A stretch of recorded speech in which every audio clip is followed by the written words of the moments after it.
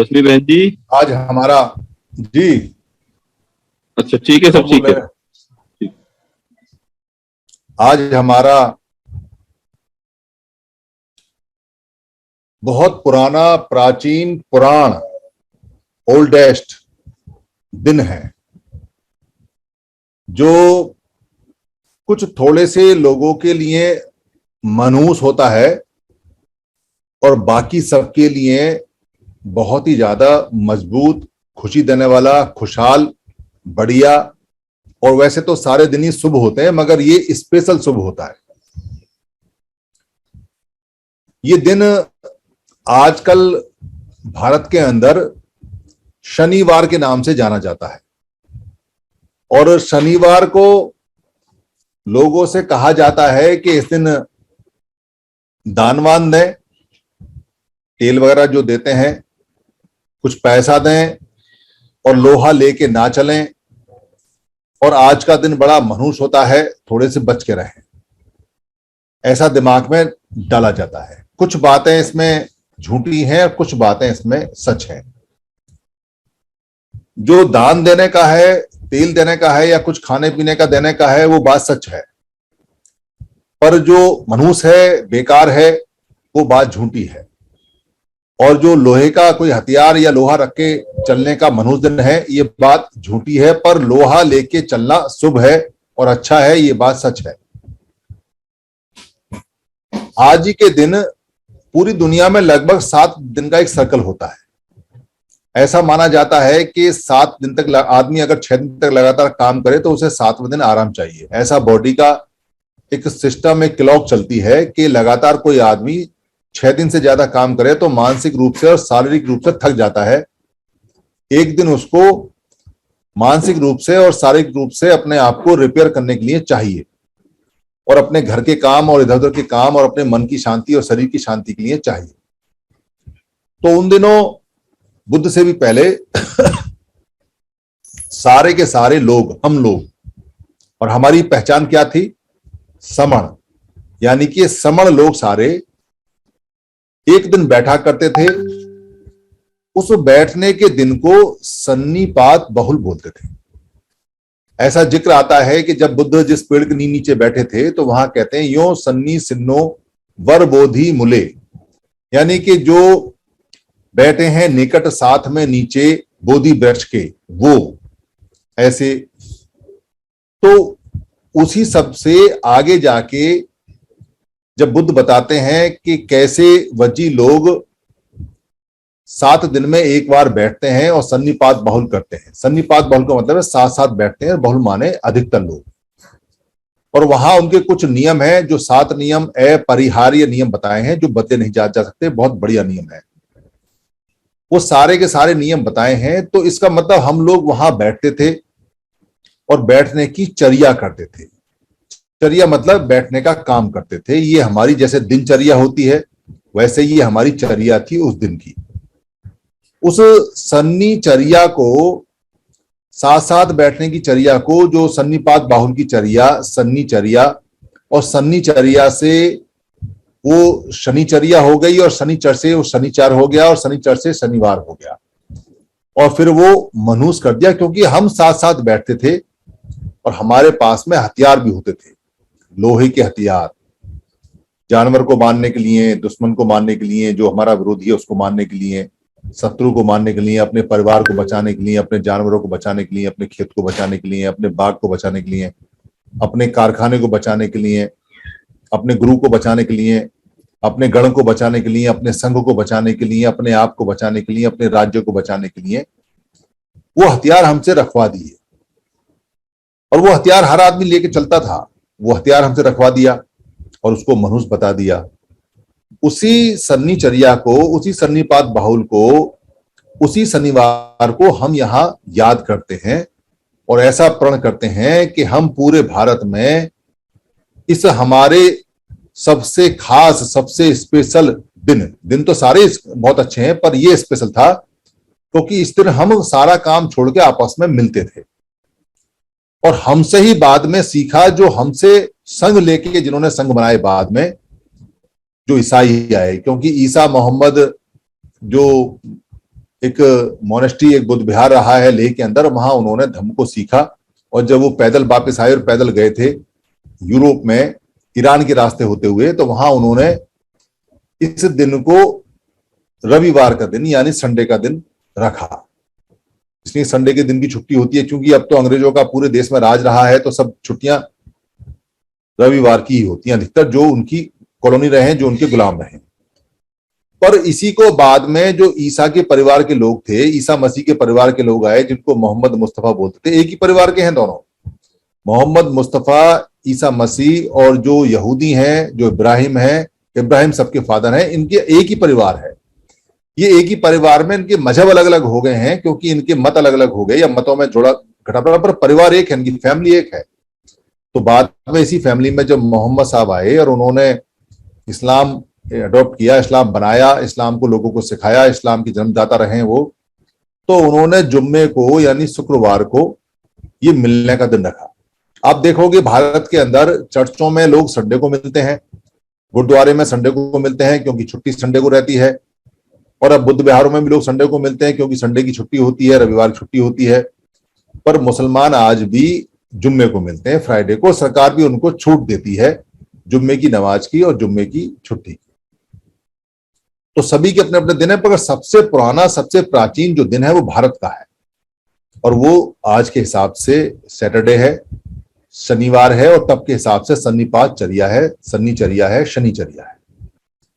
तो हमको वही दोबारा से अपने डंडे के साथ, अपने सतक दंड के साथ, अपने खाने के साथ, अपने दरी के साथ, और जो ये दान देने का है कि भाई कुछ खाने का दान देना चाहिए, तो वो दान देने की परंपरा यहां आ गई है समर संघ के अंदर। क्योंकि समर संघ के अंदर जितनी भी संगति लगती है, संगति का मतलब साथ साथ रहने की गति, जो हम साथ साथ रहते हैं, तो वहां सारे के सारे मिलके बैठ के अपना खाना लेके आते हैं और मिलाते हैं, संघ का खाना बनाते हैं और खाते हैं, और फिर संघ में सुरक्षा भी होती है।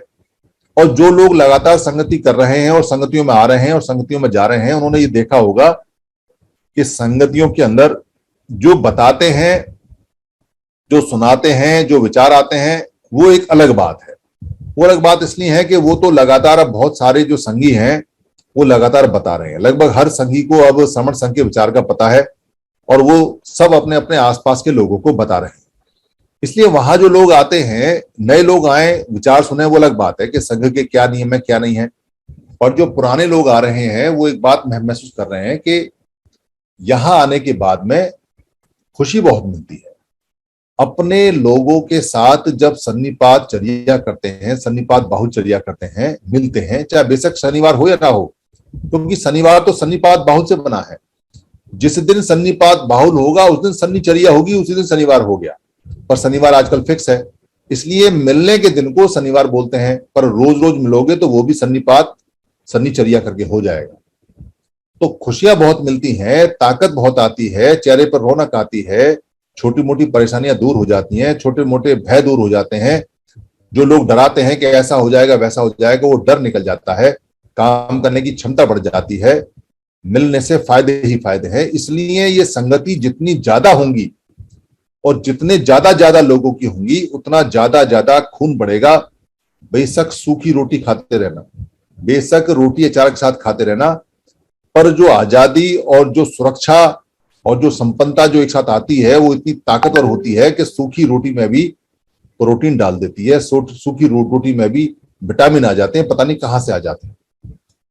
इसलिए इस सन्निपात बाहुल को लगातार लगातार लगातार इस सन्निचर्या को बताते रहना चाहिए, बताते रहना चाहिए, करते रहना चाहिए, और रोज मिलते रहना चाहिए, रोज लोगों से जुड़ते रहना चाहिए, और अधिक से अधिक संगति लगाते रहना चाहिए, और अधिक से अधिक जितने भी आप स्पोक बना सकें वो स्पोक बनाते रहना चाहिए। और अब तो फार्मूला यहाँ बन चुका है, 1+10 का पुराना फार्मूला है, तो लगातार लगातार 10-10 लोगों को जोड़ के यहाँ बताते रहना चाहिए कि 10 आदमियों को यहाँ जोड़ना है, जोड़े। ये काम जितनी तेजी से हम करेंगे उतनी तेजी से हमारे पास में सुख आएगा।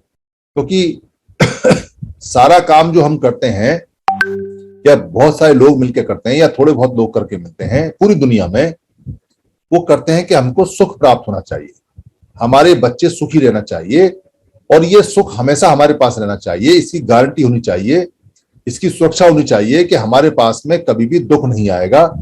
और दुख आएगा तो हमारे जो पहरेदार हैं वो उसको दूर भगा दें। हर व्यक्ति को सुख चाहिए, हर जानवर को सुख चाहिए। ये जो सुख हमें चाहिए, इस सुख के लिए हम संघर्ष कर रहे हैं। संघर्ष का मतलब है कि संघ के लिए काम कर रहे हैं। इसको बाद में संघर्ष बोला गया है, यानी संघर्ष कर रहे हैं। हम युद्ध नहीं कर रहे हैं, हम लड़ाई नहीं कर रहे हैं। क्योंकि कारण क्या है कि जो बहुत थोड़े लोग होते हैं, संख्या में बड़े कम होते हैं, वो संघर्ष नहीं कर सकते, उनको युद्ध करना पड़ता है। क्योंकि संघर्ष कैसे करेंगे? संघ उनके पास होता नहीं, उनकी संख्या बहुत कम होती है।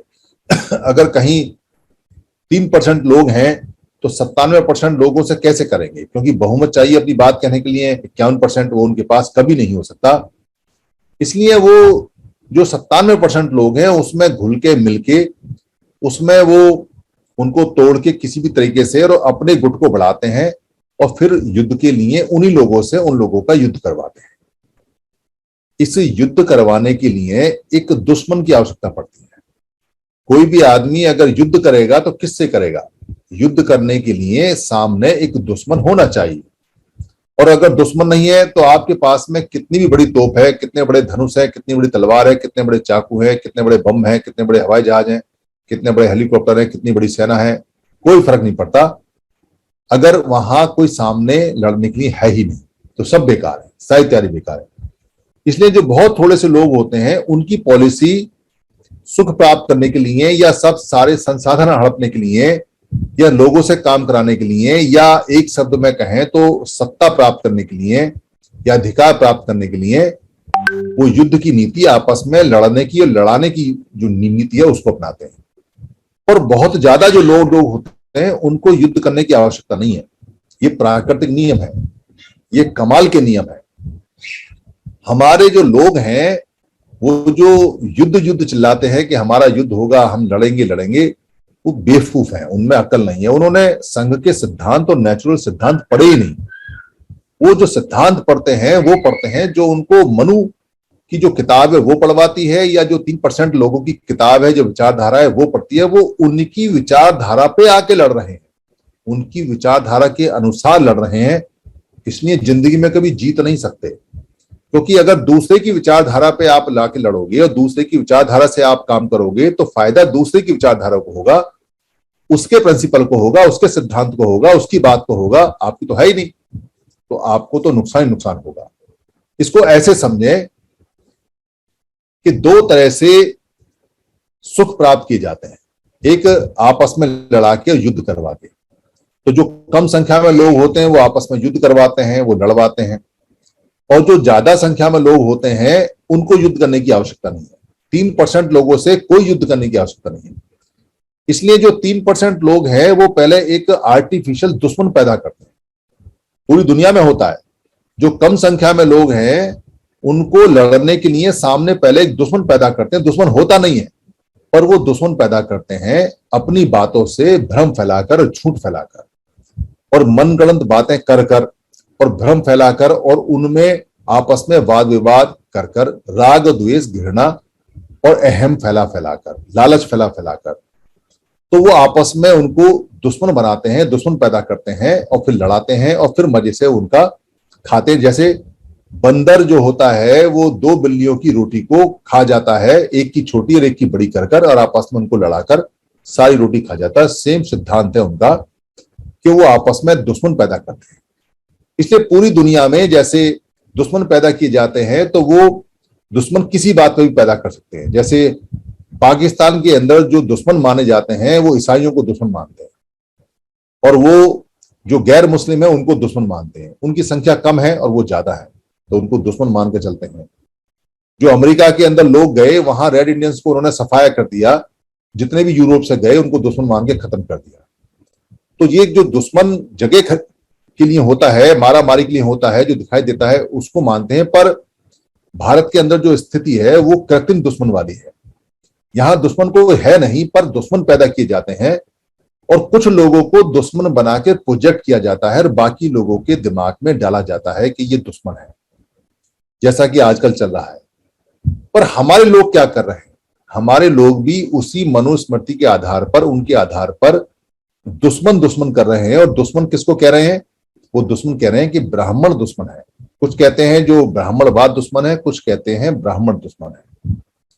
ये ठीक वही पैटर्न है जो ब्राह्मण अपनाता है कि ये लोग इनके दुश्मन हैं और इससे वो ध्रुवीकरण करता है, इससे वो पोलराइजेशन करता है और इससे ग्रुप तैयार करता है और बड़े ग्रुप का मालिक बन जाता है, छोटे लोगों को दुश्मन करके। आप ध्यान दोगे कि ब्राह्मण ने कभी भी पोलराइजेशन करने के लिए बड़े ग्रुप को दुश्मन नहीं कहा। कोई पागल ही कहेगा कि क्योंकि बड़े ग्रुप का उसको साथ चाहिए और छोटे ग्रुप को उसी ग्रुप में से दुश्मन बना देता है। ये सारी दुनिया में पैटर्न चलता है। पर हमारी रणनीति ये नहीं है। हमारी रणनीति नेचुरल है और हमारी रणनीति के अनुसार हमको दुश्मन बनाने की या दुश्मन को निकालने की या दुश्मन को आइडेंटिफाई करने की आवश्यकता ही नहीं है, क्योंकि हमारी जो पॉलिसी है, संघ की पॉलिसी है, इसमें दुश्मन की कहीं कोई जगह ही नहीं है। क्यों जगह नहीं है? कोई व्यक्ति ये कहता है कि जी आप संघ में इकट्ठे हो रहे हैं तो क्या ब्राह्मण आपका दुश्मन नहीं है, क्या ब्राह्मणवाद आपका दुश्मन नहीं है? तो हम उसको एक लाइन में कह सकते हैं कि ब्राह्मण से हमारा कोई लेना देना नहीं है, ब्राह्मण हमारा दुश्मन नहीं है। तो वो आपसे नाराज हो जाएगा। आप कहेंगे आप तो डरपोक हो, आप तो बेकार आदमी हो, आपको तो पता नहीं है, आप तो कुछ जानते नहीं हो, ब्राह्मण हमारा दुश्मन है। वो आपको बार बार ब्राह्मण दुश्मन पे खींच के लेके आएगा। और हमें बार बार ये कहना है कि ब्राह्मण हमारा दुश्मन नहीं है। ब्राह्मण हमारा दुश्मन क्यों नहीं है? क्योंकि हमें ब्राह्मण से कोई मतलब ही नहीं है, उसकी संख्या बहुत कम है। हमें जो मतलब है वो अपने लोगों से मतलब है। संख्या उनकी 85%, उनकी 90%, उनकी 95% है। दुश्मन हमारे अंदर है जो हमको तोड़ रहा है और जो हमको इकट्ठा नहीं होने दे रहा है। वो 3% जो ब्राह्मण है, जो 4% लोग हैं, जो 5% लोग हैं या वो 15% लोग हैं, वो कभी आपके इकट्ठे होने में बाधा बने ही नहीं। उन्होंने कभी नहीं कहा कि आप इकट्ठे मत होइए, उन्होंने कभी नहीं कहा, और उन्होंने कभी नहीं कहा कि आप उनके दुश्मन हैं। आप अगर ध्यान दोगे तो ब्राह्मण ने कभी ये डिक्लेयर नहीं किया कि आप उनके दुश्मन हैं, पर आपने ये डिक्लेयर किया कि आप उनके दुश्मन हैं। इसलिए आप उनकी चाल में फंस गए और आपने उनको दुश्मन दुश्मन कर करके अपनी सारी एनर्जी दे दी। पर आपने अपने जितने लोग थे 85% लोग, उनको दोस्त दोस्त कर कर और उनको फ्रेंड फ्रेंड करके, उनको भाई भाई करके उनको इकट्ठा नहीं किया और आप जाल में फंस गए ब्राह्मण में और अपने ही लोगों को दुश्मन बना बैठे और लड़ बैठे। इसलिए हमको दुश्मन दुश्मन नहीं खेलना है। ब्राह्मण हमारा दुश्मन बिल्कुल नहीं है। हमें उसमें कोई टाइम, कोई एनर्जी नहीं लगानी है। हमें लगानी है उन लोगों को ढूंढने में जो हमको इकट्ठा होने से रोक रहे हैं। वो ताकत ढूंढनी है जो इकट्ठा होने से रोक रहे हैं। वो कारण ढूंढने हैं जो इकट्ठा होने से रोक रहे हैं। अगर आप वो कारण ढूंढ लेते हैं और वो जान लेते हैं, तब फिर ये ब्राह्मण आपके लिए हर काम करने को तैयार हो जाएगा। आपको युद्ध नहीं लड़ना पड़ेगा, आपको सिर्फ संघर्ष करना पड़ेगा, संघ के लिए कार्य करना पड़ेगा। ये सिंपल इसलिए है क्योंकि हमारे इकट्ठे होने में जो बाधा आ रही है और हमारे इकट्ठे होने में जो परेशानी आ रही है, वो हम खुद बाधा है, वो हम खुद परेशानी है। हम अपने आप को नहीं देख रहे। हम बहाना कर रहे हैं कि हमें बाहर से कोई रोक रहा है, दरअसल हम अंदर से रुके पड़े हैं। अगर आप देखोगे और ध्यान से जानोगे तो कितने सारे लोग हैं जो कहते हैं कि इकट्ठे हो जाओ, इकट्ठे हो जाओ, इकट्ठे हो जाओ, पर वो इकट्ठे नहीं होते। और हम इतने नालायक हैं कि उनका गलेवान पकड़कर उनके गाल पे दो नहीं मारते कि तू किसको कह रहा है और किसको भाषण दे रहा है कि इकट्ठे हो जाओ, इकट्ठे हो जाओ, तू खुद क्यों नहीं इकट्ठा होता। ये कहने की हमें साहस और हिम्मत नहीं है। इसलिए ब्राह्मण को दुश्मन कहना आसान है, अपने आप को बेवकूफ कहना, अपने आप को नालायक कहना, अपने आप को गधा कहना और अपने आप को निकम्मा कहना और अपने आप को अपना दुश्मन कहना, ये मुश्किल काम है। कौन अपने आप को गाली बकेगा और क्यों बकेगा? ब्राह्मण पे ऊपर हमने गाली बक दिया और हमारी मुक्ति हो गई, ब्राह्मण हमारा दुश्मन है, जबकि वो कभी नहीं रोकता आपको। पर जो हमें रोकता है हम उसका गलेवान नहीं पकड़ते।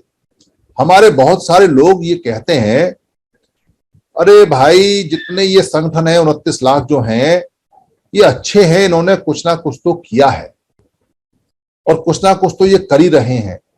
बड़े इमोशनल हो जाते हैं, बड़े करुणामयी हो जाते हैं, बड़े अच्छे बनने की कोशिश करते हैं, पर उनको ये नहीं पता कि उनके इस अच्छे बनने से उनके बच्चों के शरीर पे से कच्छे भी उतर गए।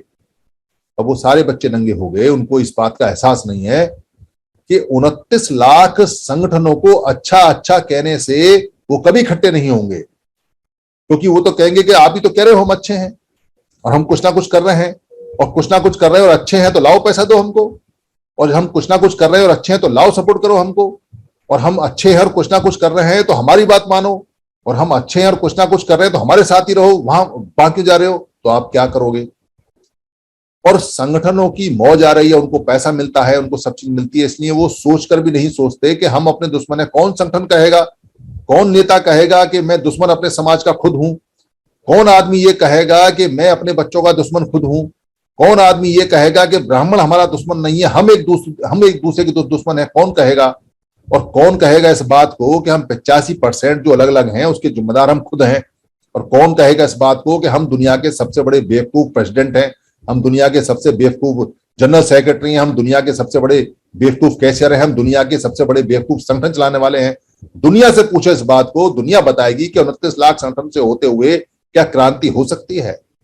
क्रांति जब भी होती है तब होती है जब सारे लोग समूह में एक साथ इकट्ठे होते हैं, जब सारे लोग मिलते हैं, जब सबकी एक राय होती है, जब सबका एक विचार होता है, तब कोई बात मानी जाती है। 29 लाख लोगों की कौन बात मानेगा? ये तो आपस में जूतम पतरम करते हैं, आपस में लड़ते हैं।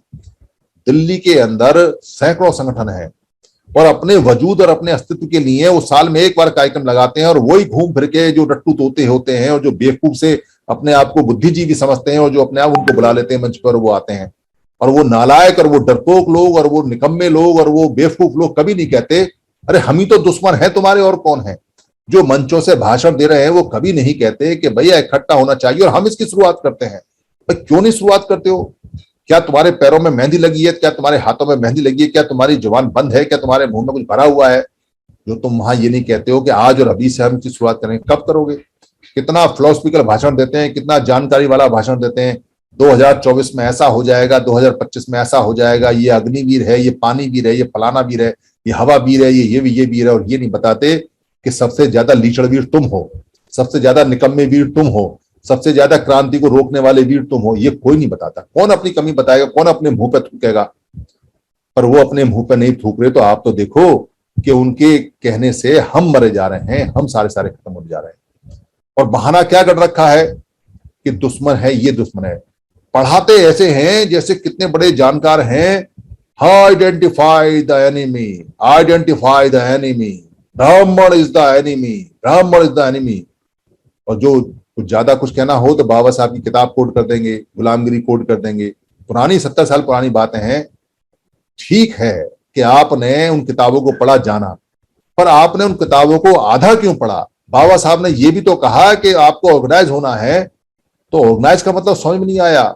बाबा साहब ने जो दुश्मन बताया वो समझ में आ गया और ऑर्गेनाइज समझ में नहीं आया। बाबा साहब का ये तो समझ में आ गया कि सोसाइटी को पे बैक करना है, पर यह समझ में नहीं आया कि सोसाइटी को करना है, तुम्हें नहीं करना है, संगठन को पे बैक नहीं करना है, सोसाइटी को करना है। ये नहीं बताई बात। इसलिए हमारे जो लोग हैं वो परेशान हैं और इसलिए उनके सारे सुख चले गए, इसलिए सारी चीजें चली गई। क्योंकि यहां जो हम सेंटेंस पहला है केवल समण, केवल समण का मतलब ये है कि हमें और किसी से मतलब ही नहीं है। केवल समण में अगर आप जाओगे और केवल समण पहले सेंटेंस में जाओगे तो बड़ा व्यापक और बहुत बड़ा है। पूरी दुनिया में बुद्ध ने जो काम किया वो केवल समण के लिए किया। एक सिंगल काम नहीं उनका जो वमन के लिए हो, वमन का जिक्र नहीं है। समणा वमना करके आता जिक्र जरूर है, पर महासमण थे और जो भिक्खु संघ में आता था उसको समण बनना पड़ता था। वमन नहीं रह सकता। अगर वमन रहेगा तो धम्म नहीं सीखा, क्योंकि अगर वमन रहेगा तो वर्ग में बट गया, और अगर वर्ग में बट गया तो समता में नहीं आया, और समता में नहीं आया तो फिर धम्म कहां सीखा। अगर कोई आदमी ये कहे कि मैं ब्राह्मण भी हूं और मैं बुद्ध का अर्थ भिक्खु भी हूं तो झूठ बोलता है, क्योंकि ब्राह्मण जो होगा वो वम से बनता है, विपरीत विचारधारा से बनता है, उसकी विरोधी विचारधारा है। जो विरोधी व्यक्ति है वो कहां, उसका कहां अर्थ हो सकता है और कहां उसके दुख दूर हो सकते हैं, कहां वो समता में आ सकता है। इसलिए समता में सारे आते हैं। और बाबा साहब ने जितना भी काम किया वो समणों के लिए किया, समणा के लिए किया, समण के लिए किया। अगर आप ध्यान से देखोगे और पढ़ोगे बाबा साहब का जो 16वीं किताब है डिक्शनरी है, तो उसमें समण शब्द है, उसमें वमन शब्द, उसमें ब्राह्मण शब्द कहीं है ही नहीं। ब्राह्मण शब्द भारत का शब्द है ही नहीं, जो आधे रह का शब्द है वो कहीं होता नहीं। अगर आप ध्यान दोगे तो बाबा साहब ने जितना भी वर्क किया है और जितने भी लोगों को कहा है, यहां तक कि उन्होंने ये भी कहा है कि अगर कभी मुझे ये चूज करना पड़े कि मैं किसके लिए काम करूंगा, तो मैं अपने 6 करोड़ लोगों के लिए, जो समण लोग हैं उनके लिए काम करूंगा। यानी उन्होंने अपनी पूरी लाइफ जो डेडिकेटेड की वो केवल समण के लिए की। और केवल समण में कहीं भी वमन नहीं आता, उसका जिक्र नहीं आता। इसलिए केवल समण में बाकी चीजें भी नहीं आती। बाकी चीजों का मतलब क्या है? कोई आदमी ये कहने लगे कि जी केवल समण है तो क्या ये जो मुस्लिम है ये समण सबके संघ के मेंबर हो सकते हैं या नहीं? ये जो क्रिश्चियन है ये हो सकते हैं या नहीं? ये जिनको आज 1912 के बाद में हिंदू कहा जाता है, क्या ये इसके मेंबर हो सकते हैं या नहीं हो सकते हैं? तो उनको ये बताना जरूरी होता है और ये जानकारी देनी जरूरी होती है कि आप ये देखो कि आप बुद्ध से पहले क्या थे। क्योंकि बुद्ध के समय तक और बुद्ध के कुछ समय बाद तक भी ना तो ईसाई थे इस धरती पर। ईसाई आए हैं 2022 से, क्योंकि ईसा मसीह का जो डेट ऑफ बर्थ चलता है 2022 से चलता है और बुद्ध का 2600 है। यानी 2600 साल पहले ना तो ईसा पैदा हुए थे, और मोहम्मद साहब की जो बर्थ है वो 1400 है। ना ही मोहम्मद साहब आए थे, तो यानी कि ना इस्लाम आया था ना मुसलमान आया था। तो यहाँ पृथ्वी पर उस समय ईसाई भी एक नहीं था और यहाँ मुसलमान भी एक भी नहीं था। और गुरु नानक तो अभी 400-500 साल पहले के हैं, तो यहाँ कोई सिख भी नहीं था। और हिंदू जो शब्द है वो 1912 का है, तो हिंदू शब्द ही नहीं मिलता, कहीं पूरे साहित्य में नहीं मिलता हिंदू शब्द, तो कोई हिंदू नहीं था। तो यहाँ जब सिख नहीं, यहाँ कोई ईसाई नहीं, यहाँ कोई मुसलमान नहीं, तो यहाँ ले दे के एक जैन जरूर हुआ करते थे, क्योंकि जैन भी समण थे। जो जैन के अनुयायी थे वो भी समण थे। और भी जो मत चलते थे, पर उन मतों के इतने नाम नहीं, क्योंकि वो बहुत छोटे छोटी जानकारी रखते थे। बुद्ध की जानकारी व्यापक थी। पर बुद्ध के समय तक कोई बौद्ध भी नहीं था। ये बौद्ध शब्द भी बहुत बाद में आया है। धम्मिक शब्द हुआ करते थे, पर उससे पहले और उस समय तक समण जरूर होते थे सारे, और वमन होते थे। तो महासमण बुद्ध हैं। इसलिए ये देखना होगा आपको, जो मुसलमान है वो पहले समण था या नहीं। अगर ये मुसलमान ये एक्सेप्ट करता है और आपकी जानकारी में आता है कि वो समण है, इसलिए सेंटेंस आता है केवल समण। यहां इसलिए केवल समण आता है क्योंकि अगर वो ये जानता है कि वो समण था तो वो इसका मेंबर बन सकता है। पर वो ये कहे कि मैं तो वमन हूं उस समय का, तो मेंबर नहीं बन सकता। वमनों का अलग संघ है, उनका वो जाने उनको जो काम करना है। कोई आदमी ये कहे कि मैं तो अब गुरु नानक को मानता हूं और सिख हूं, तो उससे पूछो कि भाई 400 साल पहले तो आप सिख बने हो, उस समय तो गुरु नानक थे, उससे पहले क्या थे? उससे पहले वो कहे कि भाई मैं मुस्लिम था, अच्छा उससे पहले क्या थे? कहे मैं ईसाई था, अच्छा उससे पहले क्या थे? कहे मैं बौद्ध था। और कहो भाई उससे पहले क्या थे? कहे तो समण ही होगा या वमन होगा। तो अगर समण है और आज के समय अगर वो सिख है तो वो समण इसमें आ सकता है। ऐसे ही जो ईसाई हैं, अगर उस समय वो समण थे और आज ईसाई बने हैं तो आ सकते हैं। और जो आज हिंदू नाम से चलते हैं, अगर वो उस समय समण थे और याद करते हैं कि वो समण है तो वो आ सकते हैं। इसलिए सारा काम जितना भी है वो समण का है। इस समण को बाबा साहब अंबेडकर ने डिप्रेस क्लास कहा, बाबा साहब अंबेडकर ने अनटचेबल्स कहा, और बाद के लोगों ने जो कहा इसको दलित कहा, फिर बहुजन कहा, फिर मूल निवासी कहा, एससी कहा बाबा साहब ने, एसटी कहा बाबा साहब ने, ओबीसी कहा बाबा साहब ने, और एनजीबीटी कहा बाबा साहब ने, जो अलग से रहती है, क्रिमिनल कास्ट रहती है, क्रिमिनल लोग रहते हैं। ये सारे लोग ही तो समण हैं। इन सबको बाबा साहब ने समण बताया। इसीलिए उन्होंने अपनी 22 जो प्रतिज्ञा दी है उसमें साफ साफ कहा है कि आपको अपने पुराने सिस्टम में वापस जाना है। और जो पुराना सिस्टम है वो समणों का ही तो है। जो पंचशील है वो समणों के हैं, वो पुराने हैं और बुद्ध के बाद के हैं, तो वो सारे के सारे वही है। इसलिए ये जो समण शब्द है, केवल समण, ये हमारी पहली कंडीशन है, पहली लाइन है। और इस पहली लाइन में हम इतने ज्यादा इंटैक्ट हैं क्योंकि जहां जहां भी इस लाइन को हम तोड़ेंगे हम बर्बाद हो जाएंगे। कारण क्या है कि जो लोग सुखी हैं वो तो सुखी हैं ही, चाहे वो वमन है चाहे जो भी लोग हैं, पर हम दुखी हैं। सुख हमें प्राप्त करना है। कोई सुखी आदमी हमारे बीच में आके हमको सुखी क्यों होने देगा? कोई आदमी ऐसा जो कहीं बाहर हमें एक्सप्लॉइट कर रहा है, वो हमारे अंदर अगर आएगा तो हमारा खून ही पिएगा, एक्सप्लॉइट ही करेगा, तो यहाँ के करेगा क्या? अगर पीटने वाले को ही आप दरोगा बना दोगे, पीटने वाले को ही जज बना दोगे, पीटने वाले को ही अफसर बना दोगे, पीटने वाले को ही अपना न्याय देने वाला बना दोगे, तो आपको न्याय नहीं मिलेगा। इसलिए केवल समण है, क्योंकि परेशान समण है, वमन परेशान नहीं है। वमन के पास तो सब कुछ है, और आज की डेट में तो उनके पास में 99% सब कुछ है, वमन के पास कुछ नहीं है। इसलिए बाबा साहब ने जो काम किया वो 6 करोड़ समणों के लिए किया। इसलिए ज्योतिबा फुले ने जो काम किया वो 52% जो समण हैं उनके लिए काम किया। जो गार्ड के संत हैं उन्होंने समणों के लिए काम किया, क्योंकि सारे समण थे। कबीर साहब ने समणों के लिए किया। जो बाबा साहब अम्बेडकर का काम, या जो संत नामदेव हैं उनका काम, या जो जितने भी संत हमारे हुए हैं उन सब का काम, चाहे संत नामदेव हैं, चाहे वो जो मध्य प्रदेश के संत हैं उनका काम है, चाहे दुर्बल नाथ महाराज हैं, जितने भी हैं उन सबका काम समणों के लिए रहा है।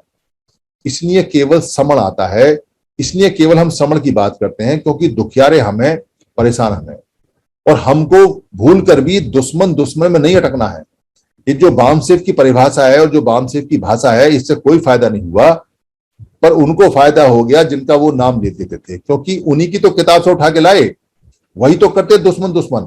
वो दुश्मन दुश्मन करते हैं तो जो उनको याद करता है, जो उनका काम करता है, फायदा उनको होता है। वो सारे और इकट्ठे हो गए और मजबूत हो गए, और ज्यादा उन्होंने अच्छा संघ बना लिया, मजबूत संघ बना लिया, और ज्यादा उनको फायदा हो गया। पर बामसेव के बेवकूफ लोगों ने अपना नुकसान कर लिया।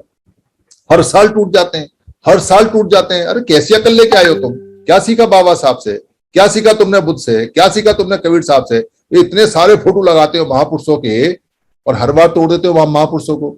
है वो उधर महापुरुष चुपका लेता है, वो उधर महापुरुष, और फिर चंदा लेके इकट्ठा कर लेते। 13,500 रुपए का फुल टाइमर रखा हुआ है। शुरुआत है, जिसका बच्चा बेरोजगार हो वो बामसेव में भर्ती कराओ, 13,500 रुपए उसे मिलेंगे। 1 लाख इकट्ठे करके लेके आएगा, 13,500 ले जाए, ये कंडीशन है उसकी। ये कैसे चलाओगे संघ को, क्या करोगे? ये दरअसल बहुत ज्यादा चंदे के धंधे हो गए। इसलिए दूसरा नियम आया कि कभी भी चंदा नहीं, संघ में पहले चंदा नहीं तो अभी भी नहीं। तो बामसेव संघ नहीं है, बामसेव संगठन है, और संगठन चंदे लेते हैं, पर संघ कभी चंदा नहीं लेता। इसलिए वो हमसे बार बार कह रहे हैं आप भी चंदा लो, आप भी चंदा लो, आप भी चंदा लो। अरे भाई हम संघ हैं, हम चंदा नहीं ले सकते। हम तो अपनी रोटी साथ लेके आएंगे, अपनी दरी साथ लेके आएंगे, अपने खर्चे से आएंगे। यही हमारे नियम है, यही हमारे नियम बताए हैं, ये प्राचीन नियम है, पहले से चले आ रहे हैं। उसकी बड़ी दिक्कत होती है उनको, बहुत ज्यादा होती है। बामसेव के अंदर या और जो संगठन है वो जाति का अभ्यास करते हैं, यहां तक कि उन्होंने जाति के संगठन बना लिए। अरे भाई जिस जाति से परेशान हो, जिस जाति ने टुकड़े कर दिए संघ के, जिसने संघ को 6,743 जातियों में बदल दिया, उसका अभ्यास करोगे, उसकी प्रैक्टिस करोगे तो किसको मजबूत करोगे? संघ को मजबूत करोगे या जो मनुवाद का स्ट्रक्चर है उसको मजबूत करोगे? इतना तो सोच लिया होता, इतना तो जान लिया होता, पर इतना भी नहीं। वही लोग पद और प्रतिष्ठा, मंच और माला लेके एक दूसरे को आगे बढ़ा रहे हैं और एक दूसरे की वाहवाही कर रहे हैं और समाज का लगातार लगातार टुकड़े कर रहे हैं। ये सारी चीजें जितनी भी हो रही हैं, ये संघ में सारी गायब हैं, ये संघ में नहीं है। इसलिए संघ की तरफ लोग खिंचे चले आ रहे हैं। कुछ लोगों को लगता है कि हम कड़वा बोल रहे हैं, दरअसल हम कुछ कड़वा नहीं बोल रहे हैं, हम कठोर बोल रहे हैं। कड़वा नहीं बोल, हम गाली नहीं बक रहे हैं, हम तो आईना दिखा रहे हैं, हम तो चैलेंज देते हैं, आप बात काटो हमारी, तर्क के लिए आओ। बार बार बुलाते हैं, आओ तर्क के लिए। ये पोर्टल 4 घंटे खुलता है डेली, 4 घंटे, और इसके अलावा 24 घंटे में जब कहते हो तब आ जाओ। 100 आदमी, 200 आदमी, 300 आदमी, 400 आदमी बैठो और मिलकर बात करो। पर इतने चैलेंज देने के बाद भी कोई आया नहीं बात करने के लिए। एक आदमी नहीं आया, खुल के बात करने नहीं आया। जो भी करता है पीछे से बात करता है। क्या बात करेगा? अरे वहां तो नेतागिरी है, ये भी पैसे लेते हैं, अभी 310 रुपए लिए हैं, अरे वहां भी ऐसा होता है, वहां भी। क्यों बोलते हैं? अपना संगठन बचाना है, इसलिए झूठ बोलते हैं, यहां नहीं आते। अरे भाई इतना ही माई के लाल हो, इतना ही तुम में दम है, इतने ही तुम जागरूक हो, इतने तर्क वाले हो, ये सीधे साधे 288 लोग बैठे हुए हैं, आओ यहाँ पे पसंद सवाल जवाब करते हैं। तुम कौन सा बमण हो? तुम भी समण और हम भी समण हैं। ये जो लोगों को गुमराह करने का रास्ता है, इसको बंद करते हैं। या तो हम गलत सिद्ध हो जाएंगे या तुम गलत सिद्ध हो जाओगे, पर दूध का दूध और पानी का पानी तो हो। हमारे पास टाइम कहाँ है? इसलिए हम कठोर बोलते हैं, और बहुत ज्यादा कठोर अभी और बोलने वाले हैं। क्योंकि आज मैं एक वीडियो देख रहा था, जो वीडियो हमने शूट की थी, रिकॉर्ड की थी, वहां कुछ संगठन आए थे। उन संगठनों को हमने एक लाइन का एजेंडा उस समय दिया, कोविड से पहले 2019-18 की बात है, उस 8 नवंबर की बात है। हमने उनको ये कहा कि भाई हम मरने वाले हैं, तुम सारे संगठन हो, तुम ही हमारे नेता रहोगे, हम तुम्हें नेता मानते हैं, तुम इकट्ठे हो जाओ और इकट्ठे होके हमें राह दिखाओ क्या करना है। हम तुम्हें चंदा भी देंगे, सब देंगे, पर तुम इकट्ठे हो जाओ। ये 2 लाइन का एजेंडा है, इस पर बात करनी है। एक तरफ हम लोग बैठ गए जो साधारण लोग थे, और दूसरी तरफ सारे नेता बैठाए, उसमें सब तरह के नेता थे। वो वीडियो रिलीज होगी अभी जल्दी में, आपको मिलेगी। वो सारे नेता लीक से हटकर बोले। मैंने अपना माथा पीटा, मैंने कहा भाई ये 2 लाइन का जो ये एजेंडा है कि सबको इकट्ठा होना है, सारे संगठनों को इकट्ठा होना है, 14 अप्रैल 20 तक पहले पहले इकट्ठा होना है। अगर ये 2 लाइन का एजेंडा तुम नेताओं को समझ में नहीं आता है, तो मुझे ये समझ में आ गया कि तुमसे बात नहीं बनने वाली भाई। हम तो यहाँ बेकार मत्था पिट रहे हैं, तुम अपना रोटी खाओ, हाथ पैर पोछो, जाओ। हमें लोगों के पास जाना पड़ेगा, हमें सीधे साधे लोगों को ये बताना पड़ेगा कि भाई नेता ना इकट्ठे होते किसी भी हालत में, आप मर जाना, जमीन में गड़ जाना। ये मीटिंगें बहुत लगाएंगे, नाटक बहुत करेंगे, संगठन संगठन खूब खेलेंगे, इकट्ठा इकट्ठा होना खूब खेलेंगे, इनको नया एजेंडा मिल गया, नया काम मिल गया, आओ इकट्ठे होते हैं, आओ इकट्ठे होते हैं, पर इकट्ठा नहीं होता। एक भी मन से पूरे भारत में अभी तक किसी भी आदमी ने ये डिक्लेरेशन नहीं किया है कि ये इमरजेंसी है, ये आपात है, ये फलाना है और हम मरने वाले हैं, तो चलो इकट्ठे होते हैं, चलो आज से इकट्ठे होते हैं। एक नेता ने नहीं कहा है। इसको सोचो, इसको समझो और इसको लोगों को बताओ कि ये कैसे नेता हैं। इकट्ठे होने में नानी मरती है इनकी और टूटने में मौज आती है। जैसे ही इनके यहाँ टूटन होती है, जैसे ये टूटते हैं, ये बड़े खुश होते हैं, ये एक दूसरे से लड़ते हैं टूटने के लिए, फिर ये पदों में बढ़ जाते हैं, फिर अपनी अपनी ये कैश बुक और पर्ची और रसीद बुक छपवा लेते हैं और फिर ये कहते हैं हम करेंगे और हम करेंगे और हम करेंगे। और लोग हमारे सीधे साधे ये सोचते हैं कि अब ये नई बॉडी आई है टूटकर, अब ये कुछ करेगी। 70 साल से लगातार टूट रही है, नई बॉडी आ रही है, लगातार टूट रहे हैं, नई बॉडी आ रही है, बहाने पे बहाने, नए पे नए आदमी, पर हो कुछ नहीं रहा, हो कुछ नहीं रहा, हो कुछ नहीं रहा। कौन कहेगा इसको? इसको कहेगा समर संघ और समर संघी, क्योंकि यहां समर संघ के अंदर कोई लालच नहीं है।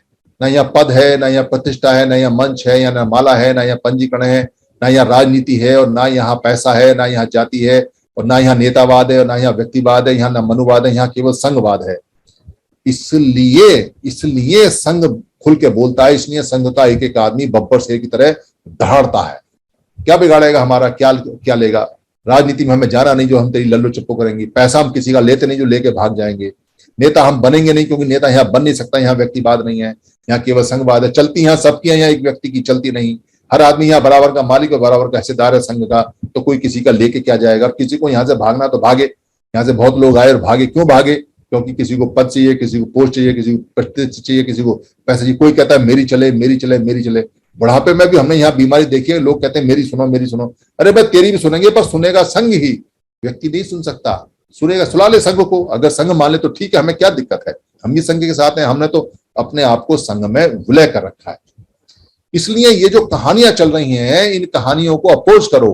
कह रहे भाई कौन सा ब्राह्मण आया तुमको ये कहने के लिए कि तुम इकट्ठे मत होना? मेरे को एक ब्राह्मण दिखा दो, एक ब्राह्मण की स्टेटमेंट दिखा दो, जबकि ब्राह्मण ने ये कहा हो कि तुमको इकट्ठा होना मना है। एक ब्राह्मण दिखा दो जो ये कह के आया हो कि तुम सब एक साथ बैठ के खाना खाने के लिए तुम्हारे लिए मनाही है। एक ब्राह्मण दिखा दो मुझे जो ये कहता हो कि तुम आपस में एक साथ बैठ के चाय नहीं पी सकते। और एक ब्राह्मण मेरे को दिखा दो जो ये कहता हो कि सारी बाम से भी इकट्ठी हो जाएंगी, तो उसको ऐतराज है।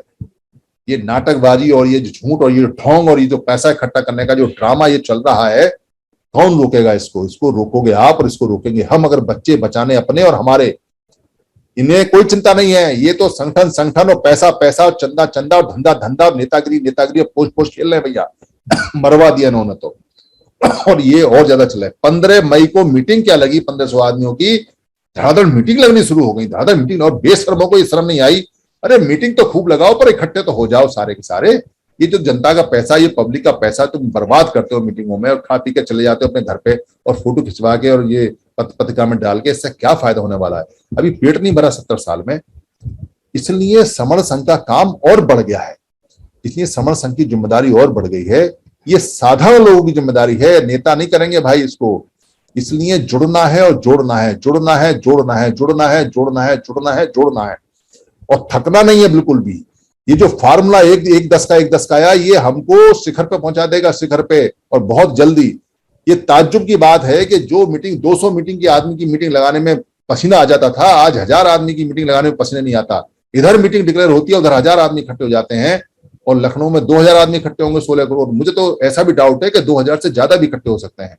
और हर जगह तैयारी चल रही है, और हर जगह अपना काम कर रहा है, और सब अपने आप कर रहे हैं। ना कोई नेता है, ना कोई पद है, ना कोई पोस्ट है, ना कोई पैसा है, ना कोई चंदा है, ना कोई अकाउंट है, ना कोई धंधा है, ना कोई जगह है, ना कुछ है। फिर भी लोग जानते हैं क्योंकि संघ आ गया है। इस संघ की जिसकी 70 साल से हमें तलाश थी और जो उम्मीद थी, वो आ गया। और ये संघ हर आदमी के हाथ में है, हर आदमी के हाथ में, पर है उसी के हाथ में जो काम करेगा। जो निकम्मा यहां आएगा वो संघ संघ चिल्लाता रहेगा, पर उसके संग कोई नहीं जाएगा। निकम्मों का संग नहीं होता, निकम्मों का तो असंग ही होता है। निकम्मे को तो अलग जाना पड़ेगा। और जो यहाँ गुटबाजी पार्टी पॉलिटिक्स करेगा उसको भी संघ लात मारेगा, आगे मुंह करेगा और पीछे से लात मारेगा, क्योंकि यहाँ कुछ है ही नहीं। यहाँ काय का गुटबाजी? यहाँ जब पद नहीं, प्रतिष्ठा नहीं, मंच नहीं, माला नहीं, तो यहाँ करने क्या आया है? तो 2 बातें हम हर आदमी से पूछते हैं जो यहाँ आता है, तुम यहाँ आए हो तो कुछ करने आए होगे तो कुछ करो, कोई रोकता नहीं है। पर तुम यहां से जाओगे तो दो चीज बता के जाना कि तुम आए किस लिए थे और चले किस लिए गए। भाई कोई इच्छा लेके आए होगे तो तुमको पहले नहीं दिखाई दिया कि यहाँ इच्छा पूरी नहीं होती है, और जो तुम जा रहे हो यहां से तो तुमको समझ में नहीं आया कि ये संघ है, संघ में सिर्फ देना ही होता है। मिलेगा सबको, इसमें कोई दिक्कत नहीं है, पर एक आदमी को नहीं मिलेगा, दो को नहीं मिलेगा, सबको मिलेगा। इसलिए यहाँ संघ के जो आदेश हैं वो सबसे ऊपर होते हैं। दुनिया इधर से उधर हो जाए, यहाँ कोई रिश्तेदारी नहीं होती, यहाँ कोई भाई भतीजावाद नहीं, यहाँ कोई दोस्ती नहीं चलती, यहाँ कोई यारी नहीं चलेगी, यहाँ सिर्फ संघ का आदेश चलेगा। संघ का आदेश सर पे रख के मानता हो तो संघ में आ जा, और नीचे बैठ के हमारे साथ खाता हो तो आ जा, और अपने किराए से आता हो तो आ जा, और बिना पद पोस्ट के काम करता हो तो आ जा। तू बहुत बड़ा लाट साहब बाबा साहब ने बना दिया होगा, पर संघ से बड़ा लाट साहब तो बुद्ध भी नहीं है, तो इसे जान लेना। क्योंकि संघ ने तो उस व्यक्ति को जो बाद में बुद्ध बना उसको भी सजा दी, जो सबसे ज्यादा वहां पर खेतों का मालिक था, जो सबसे बड़ा जमींदार था, जो शुद्धोधन का बेटा था, जिसको सिद्धार्थ गौतम बोलते थे, वो भी संघ के आगे नतमस्तक होता था। इसलिए संघ सर्वोपरि है और संघ सबसे बड़ा है, और जो संघ में यकीन करते हैं संघ उनको असीमित ताकत देता है, बहुत बड़ी ताकत देता है, क्योंकि संघ में शक्ति होती है। और हमारे संघ के लिए तो हमें आदेश मिले हुए हैं, संघं शरणं गच्छामि, हमें संघ की शरण में जाना है, और हम एक ही नमामि करते हैं, बस एक ही नमन करते हैं, और एक ही चीज को नमस्कार करते हैं, हम किसी और चीज को नमस्कार नहीं करते, और वो हम करते हैं संघं नमामि, संघ को नमस्कार। और संघ को जो नमस्कार करते रहेंगे, संघ अपना आशीर्वाद उनको देता रहेगा। दुनिया में उनको कोई छू नहीं सकता, उनके बच्चों को अस्तित्व खत्म नहीं कर सकता। इसलिए जुड़ते जाइए, जोड़ते जाइए, जुड़ते जाइए, जुड़ते जाइए, और छोटी मोटी बातों को ध्यान मत दीजिए, क्योंकि छोटी मोटी बातें आती हैं, ये समुद्र की तरह वो निकाल के फेंक देगा। समुद्र लहराता रहेगा, संघ चलता रहेगा, ना ये पहले रुका है ना ये अब रुकेगा, और यह बहुत स्पीड से बढ़ रहा है। थोड़ी सी स्पीड और इसकी बढ़ानी है, और हम बस कामयाबी के शिखर पर पहुंचने वाले हैं। संघं नमामि। धन्यवाद, जुड़िए और जीतिए।